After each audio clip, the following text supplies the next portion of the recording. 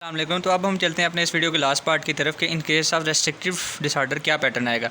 Restrictive disorder के बारे में सबसे पहले मैं बता रहा हूँ इसमें होता क्या है कि ये जो लंग्स के अलविलाए होते हैं ना, नॉर्मली इनके गिर्द क्या होता है, एक इलास्टिक स्ट्रक्चर होता है जो इन्हें होल्ड करके रखता है इनके नॉर्मल साइज़ में कि कहीं ये इस तरह कंप्रेस होकर नैरो ना हो जाएं नॉर्मली। अब रेस्ट्रिक्टिव डिसऑर्डर में क्या होता है कि लंग बहुत ज़्यादा सिक्रीशन स्टार्ट कर देता है, फाइब्रोटिक हो जाता है, लंग की कंप्लाइंस कम हो जाती है। ये जो मैंने ब्लू शो की है ये इसमें कोलेजन वगैरह बहुत ज़्यादा सिक्रीशन लंग ने स्टार्ट कर दिया है, फाइब्रोब्लास्टिक जो है वो सिक्रेशन स्टार्ट हो गई हैं जो कि क्या करेंगी, लंग्स की जो एल्विलाई के इलास्टिक स्ट्रक्चर था उसको ख़त्म कर देंगी। अब लंग्स की एल्विलाई जो है वो नैरो हो जाएंगी, जिसकी वजह से अब क्या होगा, लंग्स को स्ट्रेच करने में मसला होगा। लंग से गिर जो है बहुत ज़्यादा फाइब्रोटिक स्ट्रक्चर आ गया है तो लंग की जो है वो स्ट्रेचेबिलिटी कम हो जाएगी, लंग का इलास्टिक रिकॉयल ज़्यादा हो जाएगा जो कि लंग को हर वक्त कंप्रेस करके रखेगा, लंग की कंप्लाइंस को कम करके रख देगा। सो इसलिए इस केस में याद रख लेंगे मसला इंस्पायरेशन में है, एक्सपायरेशन में नहीं है। जितना भी लंग में वॉल्यूम होगा लंग उसको निकाल आसानी से लेगा, क्योंकि लंग की एक्सपायरेशन कैपेसिटी तो ठीक है, लंग वैसे ही कंप्लाइंट हुआ हुआ है, लेस कंप्लाइंट हुआ हुआ है, अपने नॉर्मल साइज़ में रहने की कोशिश कर रहा है, स्ट्रेच नहीं करना चाह रहा। सो एक्सपायर तो हम इजीली कर लेंगे, मसला आएगा इंस्पायरेशन में। सो रेस्ट्रिक्टिव डिसऑर्डर होते कौन से हैं, जैसे कि आपका एटिलेक्टेसिस हो गया, hyaline membrane disease which is also called as respiratory distress syndrome हो गया। इसी तरह जो है वो मुख्तलिफ जो फाइब्रोटिक जो है वो आ जाते हैं डिसऑर्डर्स। अब इस केस में हम देखते हैं लंग की कैपेसिटीज़ किस तरह वेरी करेंगी। अब अगर रेस्ट्रिक्टिव डिजीज़ है एक पेशेंट को तो वो एयर अंदर नहीं ले जा पा रहा, जब वो एयर अंदर नहीं ले जा पा रहा तो उसका रेजिडुअल वॉल्यूम ज़्यादा होगा कम होगा, ऑब्वियसली कम होगा, क्योंकि रेजिडुअल वॉल्यूम क्या था कि वो एयर जो पेशेंट निकाल नहीं सकता।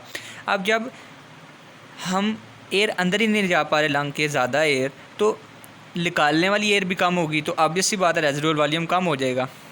अब जब रेजिडुअल वॉल्यूम कम होगा तो इससे क्या होगा, फॉर एग्जांपल रेजिडुअल वॉल्यूम ये था वो कम होकर यहाँ आ गया, तो functional residual capacity expiratory reserve volume है रेजिडुअल वॉल्यूम का सम थी।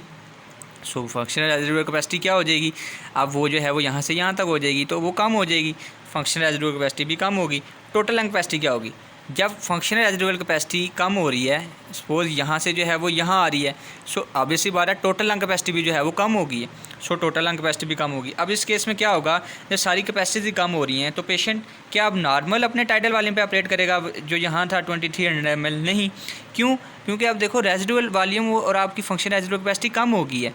Function residual capacity was the factor ना कि जो उसको कह रही थी कि आप टाइडल वॉल्यूम पे ऑपरेट करो पेशेंट को।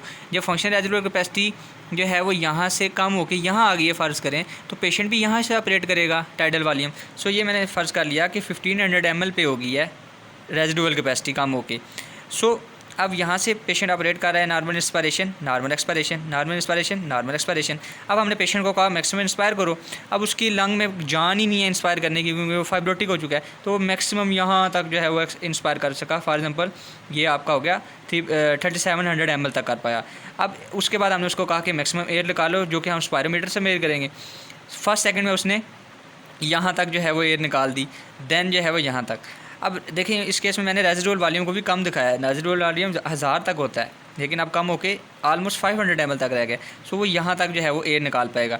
अब ये FeV1 कितना हुआ, अगर हम गौर करेंगे कितने बॉक्स बन रहे हैं, 1 2 ऑलमोस्ट ये एक बॉक्स हो गया, 2 बॉक्स हो गए, और ये तकरीबन जो है वो 700 ml इस बॉक्स के आगे। सो FeV1 मेरे पास कितना आ गया, जो उसने फर्स्ट सेकंड में निकाला 2700 ml, और FVC कितना था, ये अगर आप गौर करो तो मेरे पास ऑलमोस्ट 3 बॉक्स बनते हैं, first box, second box, 700 ml इस बॉक्स का, क्योंकि ये यहाँ तक था ना, और 300 ml इस बॉक्स का, तो ये होगी ऑलमोस्ट 3000 ml के करीब। सो अगर आप इस केस में इसकी रेशो निकालो, अगर मैं इसकी रेशो निकाल दूँ FeV1 एंड FVC की, तो ये कितनी आ रही है कि 2700 ml डिवाइडेड बाय 3000, तो ये आलमोस्ट आपकी जो रेशो आ जाएगी ना, ये आ जाएगी 90% के करीब। सो नॉर्मल कितनी थी आपकी 80%, अब कितनी आ रही है 90%। सो जब आपकी रेशो इसकी इंक्रीज़ हो जाए तो ये हमें इंडिकेटिव होता है कि disorder is the restrictive disorder. और इस केस में अगर हम बात करें, इनमें से डिक्रीज़ तो दोनों करेंगे, लेकिन ज़्यादा डिक्रीज़ कौन सा करेगा। अब आप खुद सोचो, हमने कहा था इसमें एक्सपायरेशन का मसला नहीं है, मसला इसमें इंस्पायरेशन का है।